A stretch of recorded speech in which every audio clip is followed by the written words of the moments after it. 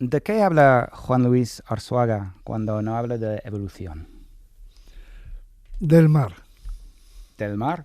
Sí, por ejemplo, ¿Y del mar, siempre? de la naturaleza. Pero como estamos en verano, en invierno soy más de la montaña. Te habría contestado de la montaña si fuera invierno. De la nieve, del frío, de la naturaleza, pero de la montaña. Pero ahora en verano, yo en verano soy griego. Y es que yo tengo diferentes nacionalidades a lo largo del año. Y ahora ya estoy en fase griega, estoy leyendo la Odisea, por cierto, de alguien que he leído que tú conoces, que a ver si digo bien el nombre, Fry, Stephen Fry. Stephen Fry. Muy buen amigo. De hecho, está en Madrid ahora mismo rodeando. ¿En serio? Sí. Ay, qué gracia. Pues tiene algunos libros, escrito varios libros sobre mitología griega, varios, y el último creo que es el que estoy leyendo ahora, es sobre la Odisea, su versión personal de la Odisea. Entonces ahora mismo soy griego. Habla 1, 2, 3, 4, 5, 6. La cadena SER presenta... A ver, ¿qué onda el piano? ¿Está afinado? Sí, muy bien. A ver. En clave de Rhodes.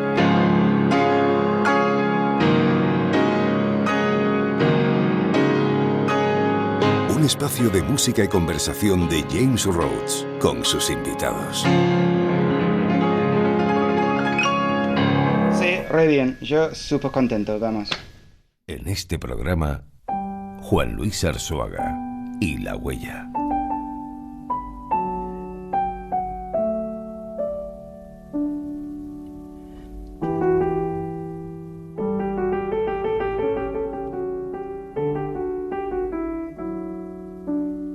Vivimos mirando hacia adelante, hacia lo inmediato, lo que viene después, lo que aún no ha pasado. Pensamos mucho en cómo será el futuro, cómo avanzará la inteligencia artificial, en qué mundo vivirán nuestros nietos.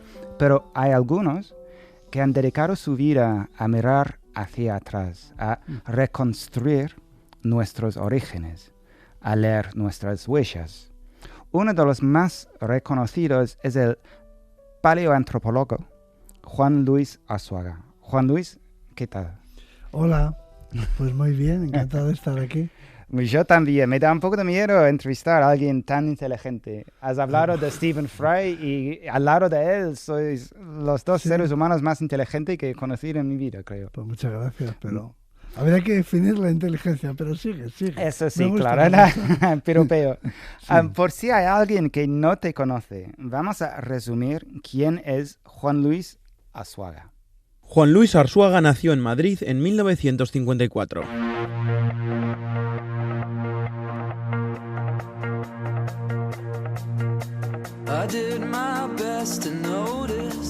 Paleoantropólogo, profesor y divulgador científico, ha dedicado su vida a responder una de las grandes preguntas de la humanidad: ¿de dónde venimos? Yo siempre he sido un iluso. Es una cosa que me decían de pequeño. Siempre estás soñando. Y lo que puedo decir de mi infancia hasta aquí es que mis ilusiones las conservo intactas. Codirector de los yacimientos de Atapuerca, sus investigaciones han contribuido a reconstruir la historia de nuestros antepasados y a situar a España en la primera línea de la investigación sobre la evolución humana. ¿Por qué duele el parto? Bueno, la respuesta bíblica, religiosa, es porque es una maldición. Cuando comieron de la fruta prohibida y fueron expulsados del paraíso, Dios le dijo a Adán unas cosas y a Eva le dijo: parirás con dolor. Entonces, claro, ahora sabemos que no y que tiene que ver con la evolución, pero así todo quedan muchas cosas por saber. Pero Arzuaga no solo excava fósiles, también lleva décadas acercando la ciencia al gran público a través de libros, documentales y conferencias. Muchas gracias por venir aquí a escucharme, efectivamente. Con una capacidad poco común para convertir cuestiones complejas en relatos apasionantes, se ha convertido en una de las voces más reconocibles de la divulgación científica en español. ¿Tú crees que el gato se hace preguntas? No, simplemente vive.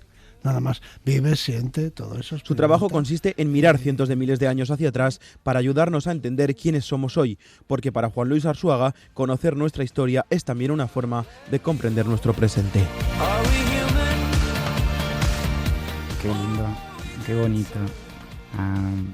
Acabas de sacar un nuevo libro, se llama La Respuesta, y en él das tu mirada más personal sobre lo que la evolución dice de nosotros. Y ahora te pregunto yo, ¿qué dice la evolución sobre quiénes somos?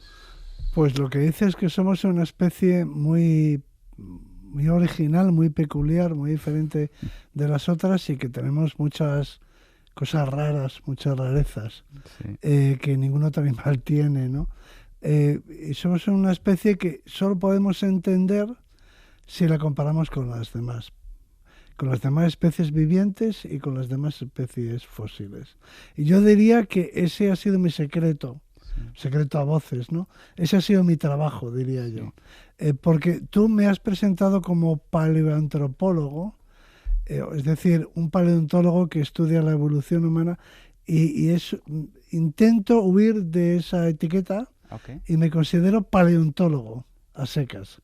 Primero porque me parece que me hace más interesante, ¿no? Bueno. O sea, paleoantropólogo es una cosa impronunciable y suena como a un tecnicismo. Paleontólogo es alguien que le gusta el campo, seguramente, Sí. ¿no? Que busca fósiles. Un Indiana Jones Más español. cercano, sí, que le gusta la aventura, que le gusta Sí, tal cual. precisamente eso, y que le gusta la naturaleza. Pero soy paleontólogo porque me interesan todas las especies.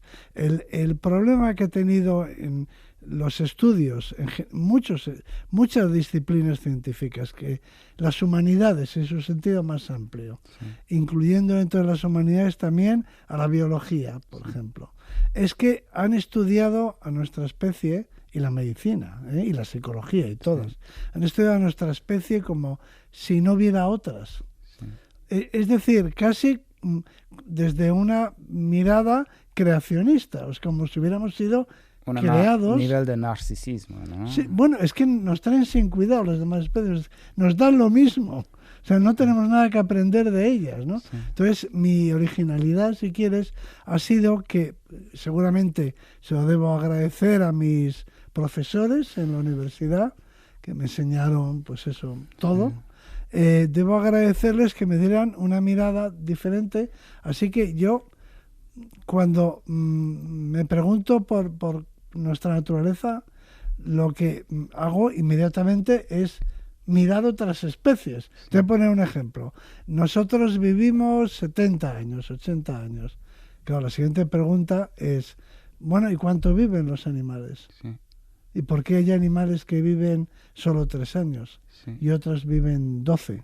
Sí. Y otros viven 40. Sí. Y los chimpancés 50 como mucho. Y las tortugas. Y exactamente. Pueden ser O sea, no 150. puedes, ni siquiera puedes saber si vivimos poco o mucho, Claro. nada, Sin comparecer. Sí. que era es un pensamiento de Groucho Marx. Sí. Por lo visto, siempre cuando le hacía una pregunta, ¿qué le parece esto? Cualquier cosa. Él contestaba, ¿comparado con qué? Sí. O sea, ¿qué le Tal parece cual. lo que vive nuestra especie? Pues comparándolo con las demás especies, descubrimos que de todos los mamíferos terrestres somos la especie que vive más años. Y otra gran pregunta que intentas responder en el libro también, ¿para qué estamos aquí? Esa es la pregunta existencial, la que no se hace ningún animal. Como estamos en modo griego, ¿no? Es una pregunta que por supuesto se hacían también los griegos, ¿no? Y la pregunta es que sobre todo en el siglo XX, que es el siglo del existencialismo, ¿no? Es cuando la pregunta es más acuciante. Sí. O sea, porque las respuestas que ha dado la humanidad a lo largo del tiempo buscaban el sentido de la vida de muchas formas, ¿no? Al servicio del grupo, o al servicio de la patria, o de algún colectivo. Es una forma de darle sentido a la muerte, ¿no? Sí. Diciendo, bueno, pero es un sacrificio por algo, una causa, lo que sea, Más eso grande que nosotros, le da sentido, ¿no? El sacrificarte por otros le da sentido, por una idea. O bien negándola directamente, diciendo es que no nos morimos, la vida continúa, ¿no? Sí, sí. En otro lugar, de otra forma, o vamos a resucitar, o nos vamos a reencarnar. O sea, algunos han negado la muerte no existe, perduramos, ¿no? Y otros le han dado sentido como un sacrificio por algo más grande, ¿no? Pero llega el siglo XX y el existencialismo Con francés Sartre, con Descartes. es muy bonito, porque yo sí. todas las filosofías y todo lo pongo en su contexto, ¿no? Sí, O sea, ahí en el Boulevard Saint-Germain y sí. en las cafeterías. O sea, no imagino la filosofía ni nada en un piso. Claro. Entonces me imagino ese ambiente. Aunque incluso mucho, mucho más antes, Marco Aurelio estaba Era muy estoico. avanzado. Bueno, Marco Aurelio era un estoico y la filosofía estoica intenta contestar esta pregunta. Pero funciona, ¿no? Es bastante... Yo no les creo. No. Por lo general a los ¿En estoicos serio? no les creo. Está mucho más de moda. Jolín, Yo soy epicúreo. es que me ha dado mucho consuelo, Marco Yo soy Aurelio. epicúreo. Estamos desviando muchísimo. Mira, Bueno. espera. A ver. Luego lo editas esto. Sí, no, bueno, tampoco tanto. No me gusta editar cosas así. En cada programa elijo un tema central en el que hablar con mis invitados. En este caso, he elegido la huella. Perdón, mi mujer es de Argentina y he cogido el acento un poquito. Sí, pero mucho. Tú llevas décadas siguiendo huellas de otros seres vivos. ¿Qué te sigue fascinando de ese ejercicio de reconstruir vidas a partir de rastros mínimos? Bueno, para empezar, a mí me produce fascinación la naturaleza. Sí. Eso es Se lo más nota, importante. sí. Una abeja, un glaciar, me da igual. El mar, un río, la naturaleza. Una piedra puede Cualquier enseñar cosa. muchas cosas. Bueno, es que yo una piedra veo una roca, Claro. que está hecha de minerales. O sea, Sí. yo no veo una piedra. Yo veo una roca y los minerales que la forman, ¿no? Entonces quiero decir que la naturaleza es un regalo. Es un regalo. Si te enseñan a disfrutarlo. Y yo estoy muy a favor de una educación en la naturaleza, ¿no? Bueno, en realidad es el paleolítico, ¿no? Ok. Sería volver un poco al paleolítico. Entonces la naturaleza es algo bellísimo, bellísimo, bellísimo. Y eso es lo que más, los demás animales, las plantas, eso es lo que más me emociona, o la geología, da igual, ¿no? Entonces cuando yo viajo con mi máquina del tiempo hacia el pasado, hacia otras especies, pues yo lo que veo es la diferencia. O sea, por lo general la gente dice, bueno, los neandertales se parecían mucho a nosotros, al Homo sapiens. Y yo siempre digo, pues qué pena, ¿no? O sea, me gustaría que fueran distintos. A mí me gusta la diversidad. Sí. Y yo me pregunto en qué eran distintos. Aquí hemos hecho un recorrido hemos partido de la base de que las demás especies vivas en general y las demás especies fósiles son totalmente diferentes del Homo sapiens, ¿no? A el péndulo lo hemos llevado al extremo contrario, que es que es todo lo mismo, ¿no? Pero esto no me gusta, porque a mí me gusta que haya diversidad. Entonces a mí me gustaría saber. Y mi pregunta es, ¿en qué son distintas las otras especies que han existido? Okay. Y entonces eso es lo que investigo. Pero en sus ecosistemas, esa es la cosa. Que a mí no me interesa un australopiteco en el laboratorio. Pero no ayuda también saber qué nos conecta, las Por supuesto. similaridades. Es que esa es la principal señal o mensaje que envía el registro fósil o el registro, si quieres, arqueológico. Es que si planteamos la idea de que somos todos conectados, No, que la me encanta, continuidad, eso la es. continuidad. O sea, ¿qué es lo principal de lo que nos habla la evolución? Sí, Y también la historia. sí, El principal mensaje es continuidad. sí. Estamos en el terreno, digamos, cultural. Estamos aquí pues porque vinieron los romanos, ¿no? Sí. O sea, no podríamos entender el presente sin estudiar el pasado. Y estamos aquí porque se ha producido la evolución, ¿no? O sea, yo digo que lo que nos proporciona es una identidad. Explicado como una metáfora. Una persona que sufre un accidente y que sufre amnesia, Sí, no sabe quién es. sí. Tú preguntas a un amnésico, Ni idea. ¿tú quién eres? Sí. No lo sé, no sé quién soy. Porque si yo te pregunto a ti que no tienes amnesia. Te pregunto, ¿tú quién eres? Me vas a contar tu vida, tu biografía. No, En general. te entiendo, sí, claro. No, cuando me habéis presentado habéis contado Por mí mi es vida. una trampa eso. Pero cuando porque me habéis presentado somos habéis muchísimo contado... más que nuestras vidas. Somos, Bueno, pero, somos y punto. Bueno, ya, pero hablas español porque has nacido en España, supongamos en mi caso, ¿no? Bueno, en mi caso no, soy No, español, pero- nacido en Londres. Pero ahí está tu Fíjate. biografía. Sí, Hablas español porque viniste de Londres. sí, Quiere decir que todo el mundo, cuando se presenta, cuando le preguntan, ¿tú quién eres?, te cuenta su vida. sí, He estudiado en tal universidad, Sí. te lo cuentas, ¿no? Entonces, si tú no sabes nada de tu vida, porque has perdido la memoria, ¿cuál es tu historia? Sí, la pregunta es, ¿tú quién eres? Y dicen, no lo sé. sí, O sea, no sé nada, no recuerdo nada. En otras palabras, Mm. es la memoria lo que nos hace humanos. ¿Y tú quién eres? Pues te contaría mi vida. Si tú me preguntas tú quién eres, empezaría contándote dónde me crié, qué he estudiado. Te diría, Entonces, soy un biólogo. Tú eres la Soy un suma de tu paleontólogo. vida. Soy un paleontólogo. Bueno, pues eso quiere decir que he estudiado paleontología. Sí.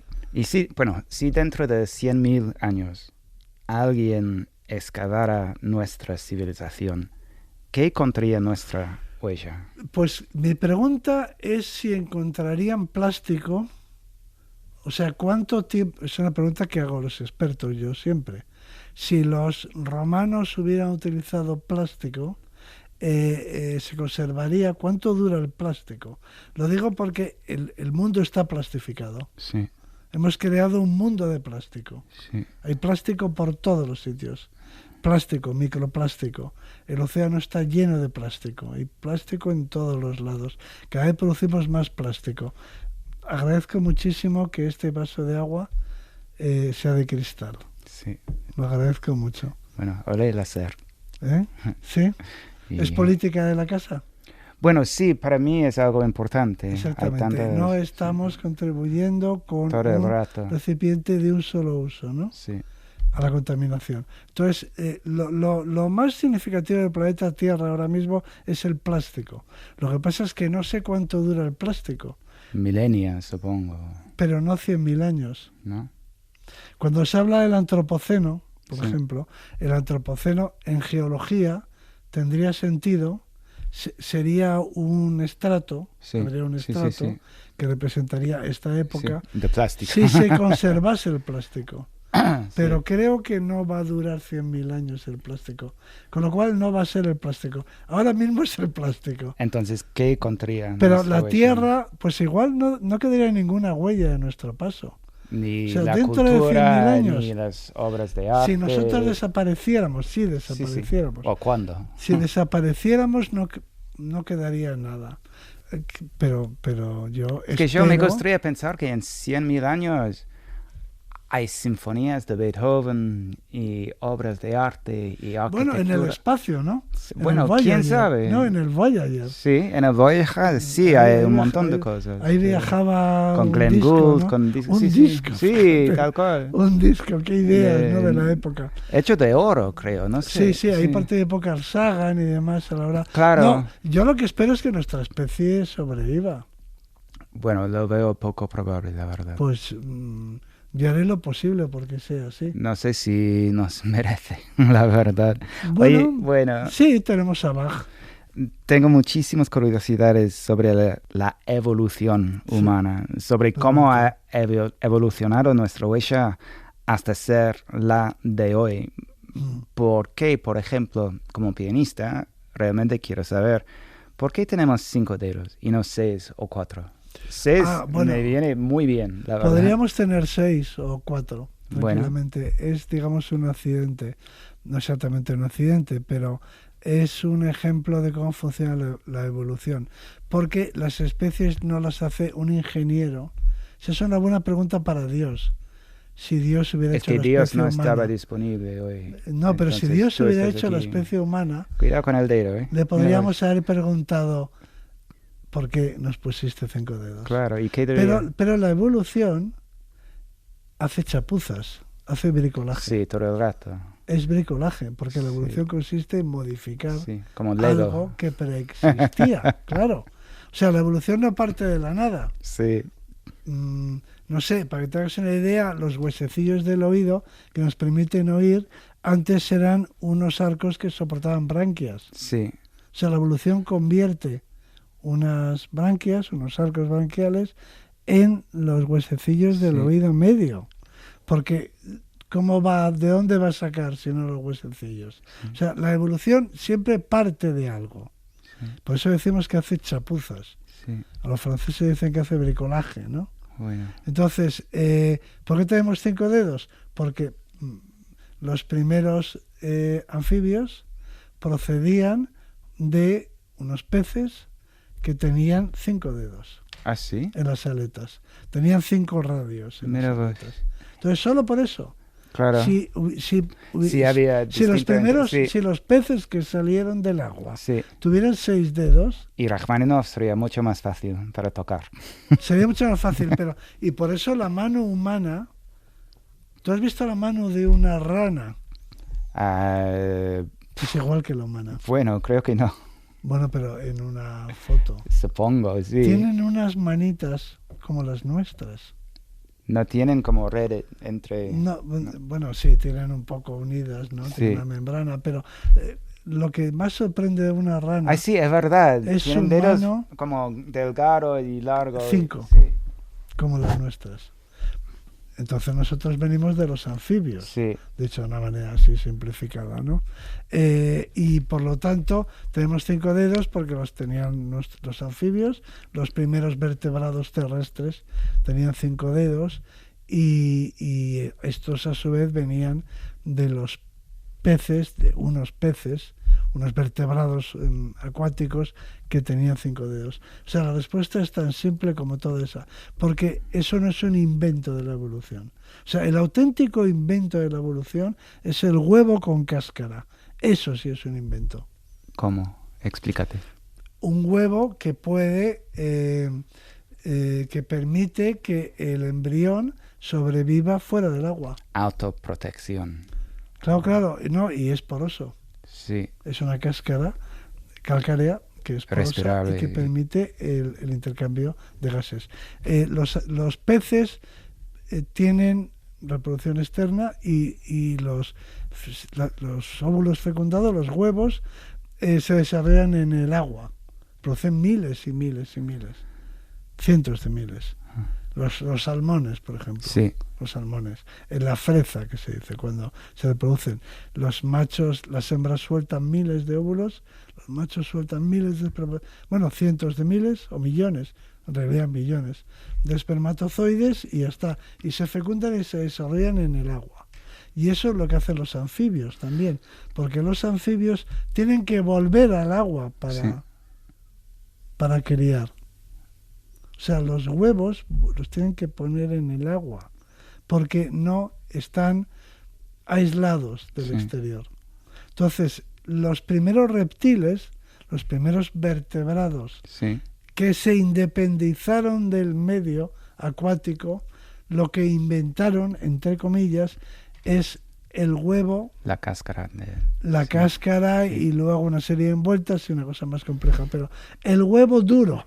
Sí, sí. Pues con una cáscara resistente y que permita, porque el pollo o el embrión que está dentro de esa cáscara, el reptil que está dentro de la cáscara, está respirando, está intercambiando, tiene una membrana que le permite... Todo para la sobrevivencia.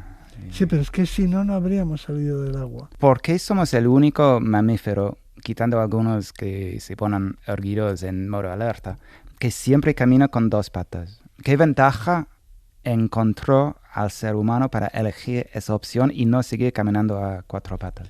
No lo sabemos. ¿No? La respuesta corta es no lo sabemos. Bueno. Y luego hay la respuesta larga, ¿no? Es que para empezar no había muchas opciones. Sí. Bueno, 2 Si o 4. tú vives, sí, pero a 4 patas, si eres un primate, Sí. no vas a poder ser un caballo. No vas a poder tener pezuñas. O sea, los primates viven en los árboles, Sí. porque se han adaptado a los árboles. Por eso tienen manos y pies prensiles, que les permiten sujetarse. Es decir, se han adaptado a la vida en un árbol. Por eso los primates en general viven todos, o casi todos, en los árboles. Sí. No tienen que bajar al suelo. O sea, la pregunta es cómo vivirá o cómo andará por el suelo. Para un primate no tiene sentido, porque no vive en el suelo, vive en la copa del árbol, ¿no? Entonces, si un primate decide bajar al suelo porque pesa mucho, por ejemplo un chimpancé o un gorila, baja al suelo porque pesa demasiado Sí. para vivir en un árbol. No lo tiene fácil, porque él está adaptado a la vida en los árboles. Dicho de otro modo, la locomoción bípeda es muy mala, pero mejor que la de los chimpancés y los gorilas. O sea que había que elegir entre lo malo y lo peor, y elegimos lo malo. Esa es la contestación fundamental. Y además tiene algunas utilidades. Quiero decir, la forma cuadrúpeda de desplazarse de un chimpancé es penosa. Sí. Es muy poco eficiente, es muy mala. Entonces la nuestra, que también es mala, Pero es funciona mejor que esa. O sea que de entrada no hay que compararse con un caballo, porque un No. caballo está adaptado a correr, no. Hay que compararse con los monos. Y comparados con los monos tenemos una locomoción muy eficiente que es la bípeda. Y además permite hacer muchas cosas, pues entonces es superior. Bueno, Juan Luis, en cada programa le pido a mis invitados que me permitan unos minutos para tocar una pieza en nuestro piano machacado del estudio. Mira, cuando supe que habías aceptado nuestra invitación para participar en este programa, intuí, no sé por qué, que Brahms era un compositor en el que conectabas. Y Sí. quizás me equivoqué, pero quise hacer caso a mi intuición y tocar este hermoso intermezzo de Brahms para ti. Sí, sí, pues me encanta porque... ¿Qué época del año? Brahms. Es la de este intermezzo. Este intermezzo, bueno, ¿Otoño? puede ser. Pues escuchámoslo y luego me dices. Vale. Venga.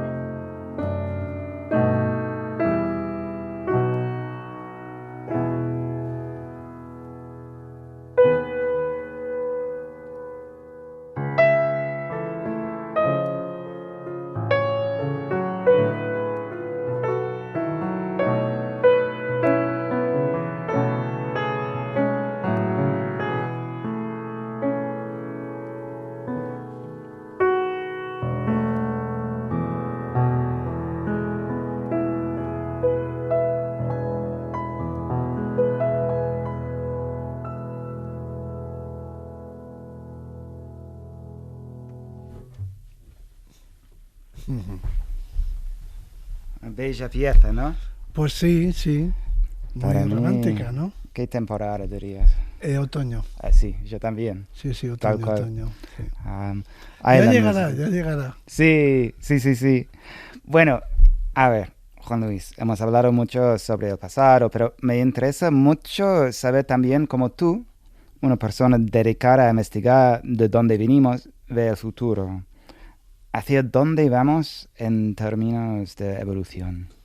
Bueno, en términos de evolución no vamos a ningún lado porque en principio ya no hay para nuestra especie no hay evolución. Bueno, la evolución es un fenómeno, para empezar, de escala geológica. O sea que podríamos preguntarnos cómo va a ser nuestra especie dentro de 200.000 años, que me parece que haces una pregunta a muy largo plazo, ¿no? Pero lo interesante es que la mayor parte de la evolución que se produce recientemente es una evolución invisible porque sobre todo se refiere a cuestiones fisiológicas, adaptaciones fisiológicas, a la altitud o si no del sistema inmunitario en su eterna lucha contra los patógenos, que esa es la guerra más antigua del planeta, ¿no? La guerra entre los animales y sus patógenos. Entonces eso claro, hace que nos tengamos que competir con ellos, pero no tiene una gran visibilidad. Por lo tanto, ahora mismo no hay una presión de selección que dirija la evolución en ninguna dirección. Hacia mediados del siglo pasado, cuando ya en un momento en el que en la biología se consolida una doctrina que se llama neodarwinismo, que es un poco el paradigma actual. En esa época muchos biólogos evolutivos o evolucionistas empezaron como un coro a decir que ya era hora de que la especie humana tomase las riendas de su propia evolución. O sea que hasta ahora, decían, han sido las fuerzas brutas de la naturaleza las que han guiado la evolución humana. Pero ahora, decían ellos, estamos a punto de que sean los propios científicos, la propia humanidad, la que dirija su evolución. Pero si... Eso me parece un horror. Pero si y estoy en contra, pero lo podemos hacer, porque ahora tenemos la capacidad de modificar el genoma. Pero sí lo que me estás diciendo es verdad, es que el cuerpo no dicta lo que cambia. No. Entonces, ¿por qué tenemos pulgares, por ejemplo? Bueno, porque la selección natural, te voy a responder de otra manera, porque descendemos de aquellos antepasados que tenían pulgares o que tenían una mano en la que los diferentes dedos permiten la manipulación de objetos sencillos, objetos pequeños, quiero decir. En otras palabras, no es que tengamos la mano que tenemos, esta que nos permite la manipulación, para nada, sino que descendemos de aquellos antepasados que tenían esa capacidad. De los que no la tenían, de esos no descendemos, porque la selección natural los eliminó. Descendemos de los que tenían nuestras características, pero es que no hay propósito en la naturaleza. Es el postulado número uno de la ciencia. La naturaleza no tiene propósito. En general. O sea, en nada. Lo que tiene son causas, tiene leyes, pero no tiene propósito. No tiene ningún objetivo. Pero por eso es tan importante. Las flores, por ejemplo, supongo que eran la primera cosa que no tenía algo esencial evolucionario. Al contrario. Era solo para... Al contrario, las flores aparecieron para atraer a las abejas, para la polinización. Son un mecanismo para favorecer la polinización. Sí. No tienen nada que ver con la belleza.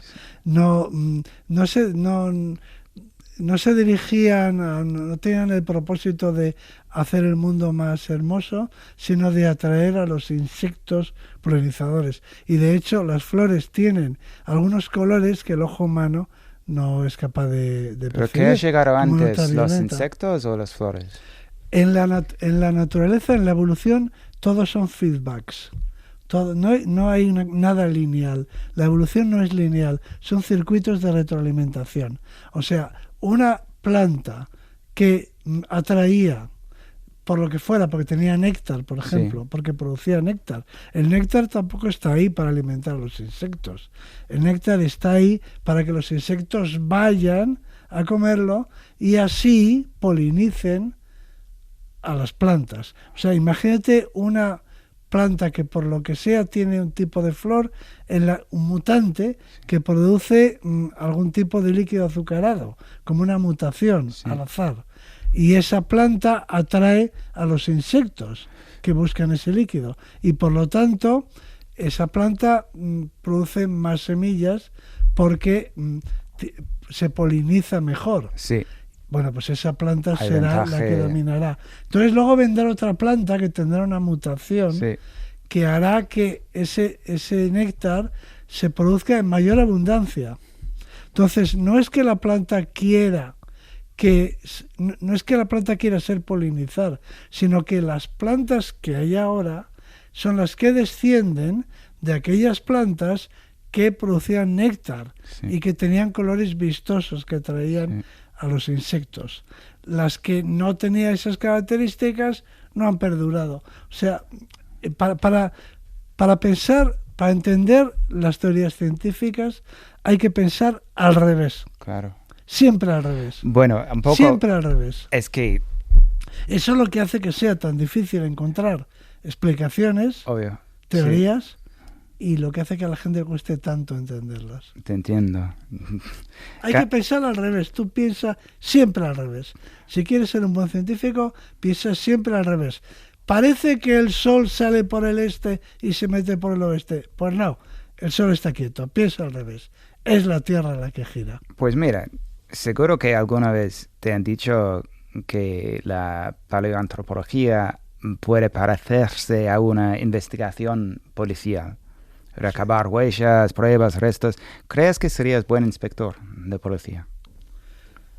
Pues yo sí, quizás sí. No tengo dudas. ¿Por qué no decirlo? Sí, seguramente estoy acostumbrado a buscar pistas, sí, porque la policía llega al lugar del crimen cuando ya el crimen se ha producido. Imagínate nosotros. Por eso, pensando al revés y todo. Millones de años tarde al lugar del crimen. Entonces tenemos que fijarnos en unas pistas. Incluso tenemos una especialidad propia que se dedica a eso, a estudiar las pistas, que se llama tafonomía.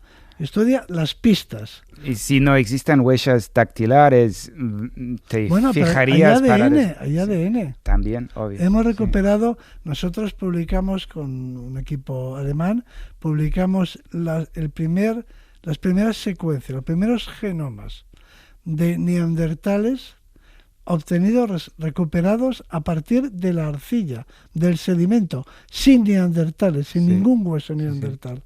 Porque las moléculas se habían conservado. Es asombroso, pero yo esto lo resumo en la siguiente frase. La Tierra tiene memoria. Es increíble, pero se acuerda de todo. La Tierra se acuerda de todo lo que le ha pasado en 4.000 y pico millones de años. Tremendo. Pero mira, precisamente sobre este tema ha hecho un reportaje nuestro compañero Adrián del Pozo. Vamos a escucharlo ahora. Todos lo hemos visto cientos de veces. ¿Qué? ¿Crees que el informático nos habrá dejado un rastro? La policía encuentra una huella. Así que había una huella de Mario en casa del mago desaparecido. Que es del asesino. Para coger una de sus armas de colección y acabar con él. Al que detienen y... ¡Caso cerrado! La realidad es mucho más compleja. Las huellas, por así decirlo, que se siguen para coger a los delincuentes, no siempre son dactilares, ni siquiera muestras de ADN, informáticas, huellas de pisadas o cámaras de seguridad borrosas. Hay veces en que la única prueba que hay de un delito es una nota manuscrita, un WhatsApp o un email. Ahí entra en juego una gran desconocida de las ciencias forenses, la lingüística forense. La lingüística forense es una ciencia, como cualquier otra ciencia forense, que lo que hace es analizar el lenguaje, analizar las palabras tanto en un texto escrito como en una muestra oral. para determinar, por ejemplo, quién hay detrás de ese escrito o qué dicen esas palabras exactamente. ¿Hay una ambigüedad? ¿Me están amenazando? Seila Queralt es lingüista forense y directora del laboratorio SQ, el único laboratorio privado en España especializado en esta disciplina. Al laboratorio llevan multitud de casos. Tenemos desde casos en los que hay, por ejemplo, una víctima de violencia de género, que lo que quiere es que analicemos conversaciones de WhatsApp para demostrar pues, que hay estrategias de manipulación, de amenaza a lo largo del tiempo. Tenemos, por ejemplo, también casos de ciberacoso en el que queremos saber quién hay detrás de esos mensajes, si es una persona, son varias, si es alguien que conocemos, qué edad tiene, por ejemplo. Y claro, luego está el típico caso de alguien que dice, yo no he escrito eso, ese WhatsApp no lo mandé yo. Muchas veces cuando alguien es acusado de haber escrito pues, unos mensajes en una red social, por ejemplo, pues no reconoce esos hechos, lo que nosotros hacemos es verificar si es probable que sea o no el autor de esos escritos. Vale, pero ¿qué analizan exactamente? ¿En qué se fijan para decir sí, es probable que lo haya escrito la misma persona o no? ¿Qué tipo de palabras utiliza? Pero también, por ejemplo, los errores. Los errores son sistemáticos y nos dicen mucho del perfil de esa persona. ¿Por qué comete ese error? Porque desconoce la lengua, porque tiene otra lengua nativa, que no sería el español en este caso. Y esto pues, nos da muchísimas pistas, ¿no? Al final son giros, expresiones particulares de cada uno de nosotros que las usamos normalmente sin darnos cuenta. O sea que cada uno tenemos un perfil que nos identifica. Efectivamente, cada uno de nosotros, según el perfil, ¿no?, que tengamos, tenemos una composición de palabras, vamos a decirlo así. Y eso nos delata ese perfil sociolingüístico que tenemos detrás, ¿no? Una persona, por ejemplo, que es nativa inglesa, por ejemplo, pues tiene confusión entre el ser y el estar, ¿no? Porque en inglés pues solo hay una forma verbal y por lo tanto, dependiendo del nivel que tenga esta persona en español, pues muchas veces se comete ese tipo de errores, ¿no?, en el uso del ser o del estar. Después también por la edad, sabemos que no hablamos lo mismo los jóvenes que las personas adultas. Pero como la realidad no es la de las pelis, esa huella lingüística, por llamarla de alguna manera, no es infalible, no es única, no es tan fácil de averiguar. Para eso hace falta mucho trabajo y mucha investigación. Hay huellas en todas partes, entonces. Sí, pero sobre todo en el móvil, como dice mi amigo Juanjo Millás, cuando haya un crimen es más importante la autopsia del móvil que la autopsia del cadáver. Da más información el móvil que el cadáver. Sobre todo, sobre lo que piensa, las páginas que visita, en los lugares donde ha estado, las conversaciones, pero aunque solo sea porque le permite saber, bueno, es una autopsia no del cerebro, sino de la mente. Oye, por cierto, ¿cuándo empezaron nuestros antepasados a producir algo parecido a la música o a ritmos, aunque fueran muy básicos?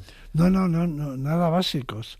Hay unas flautas que están hechas con huesos de alas de grandes rapaces y de buitres que se han encontrado en una región de Alemania y son unas flautas, convertidas en flautas. Se han estado haciendo hasta prácticamente nuestros días. En España los pastores hacían esas flautas y todavía se puede, queda alguno que las puede hacer y se utiliza, son unas flautas muy bien elaboradas porque el hueso tiene las características propias y estas flautas que tienen como 40.000 años, te digo, son las más antiguas, con ellas se han interpretado música clásica. ¿Y qué ventajas trajo? ¿Para qué sirve la música? Sí. Bueno, es una expresión de esta mente humana delirante, tan peculiar, ¿no?, que es capaz de ver tan poco práctica y al mismo tiempo tan práctica, ¿no? Pero evolucionariamente hay motivo. Bueno, evidentemente, volviendo al razonamiento al revés, sí, descendemos de antepasados que hacían arte, no de los que no hacían arte. De los antepasados que no hacían arte o que no lo apreciaban o que no lo valoraban, de eso no descendemos. Descendemos de los que sí lo hacían. Bueno, pues yo creo que eso tiene una función social, para empezar. Sí. Luego tiene que ver con el baile, seguramente, en También. muchos casos, con el ritmo. Sí. Y el baile es una expresión es un comportamiento colectivo, ¿no? Sí. O sea, probablemente, casi un idioma. Claro, probablemente tenga que ver con la no sé, con la formación del grupo o con la cohesión, comunidad, algo por el estilo de eso, social. pero también hay un sentido de la belleza. En el arte prehistórico, indudablemente, hay un sentido de la belleza que es una característica de la mente humana. Mira, vamos a hacer una pequeña pausa musical. Para mí, la música es eterna, especialmente una pieza como esta. No es muy conocida, pero sinceramente, si se acercara el fin del mundo y tuviéramos 5 minutos de aviso, esta sería la pieza que escucharía en mis últimos momentos. Tras una breve introducción de, no sé, 1 minuto, muy bello, aparece la voz más hermosa que jamás hayas escuchado, cantando en francés. Y simplemente, bueno, te mueres de amor. Es de Rameau, de su ópera Castor y Pollux. Y cerramos los ojos y escuchemos los primeros 2 minutos para experimentar algo totalmente atemporal.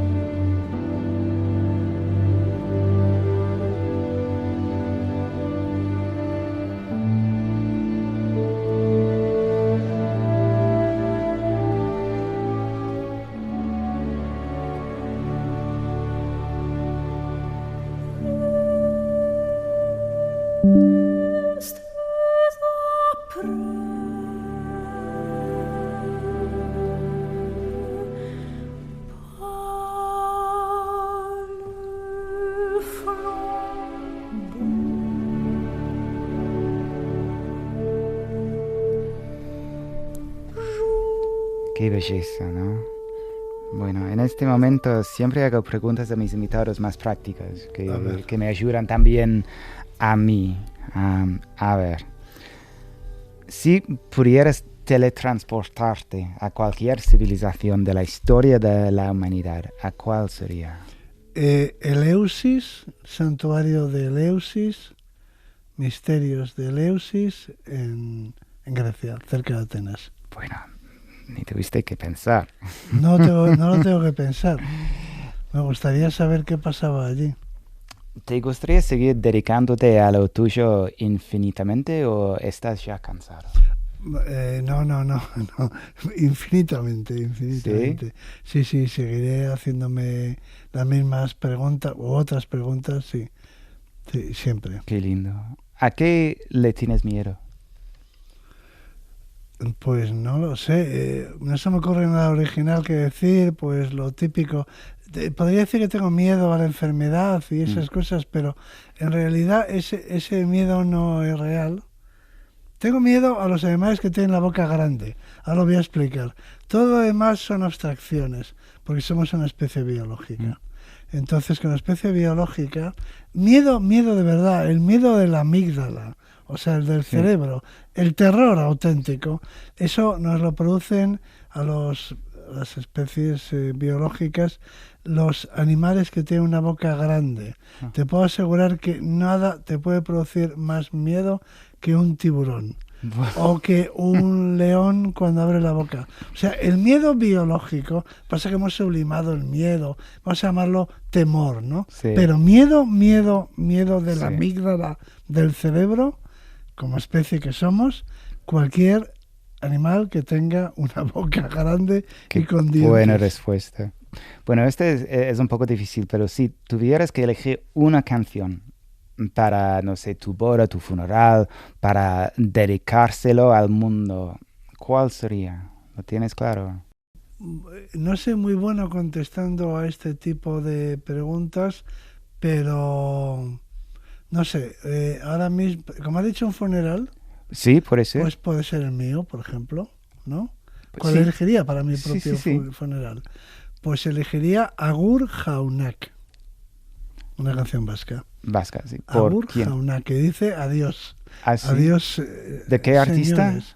No, pues supongo que tiene. Es popular, es muy utilizado. Claro, tiene autor, pero yo no me sé el autor. Sí. O sea, no es ninguno de los grandes compositores vascos o no me lo sé, pero que la hemos cantado muchas veces, ¿no? Sí. Esa canción me parece que tiene la solemnidad adecuada para mi funeral. Para despedir. O sea, que quede aquí eso. Es una canción de despedida, ¿no? Sí. O sea, y la cantamos cuando murió mi padre. Eso, Wow. en el entierro, no en el funeral, en el entierro, ¿no? Así que estaría muy bien que me la cantaran también a mí. Ahí lo dejo.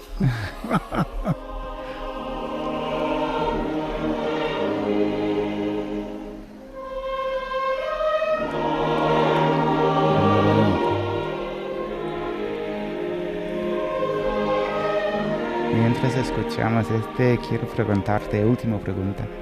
¿Quién es la persona que más te ha inspirado en la vida y en qué? También es muy difícil contestar esta pregunta, pero por decir también algo distinto, como pensador o como autor, Pío Baroja, ¿Y en qué?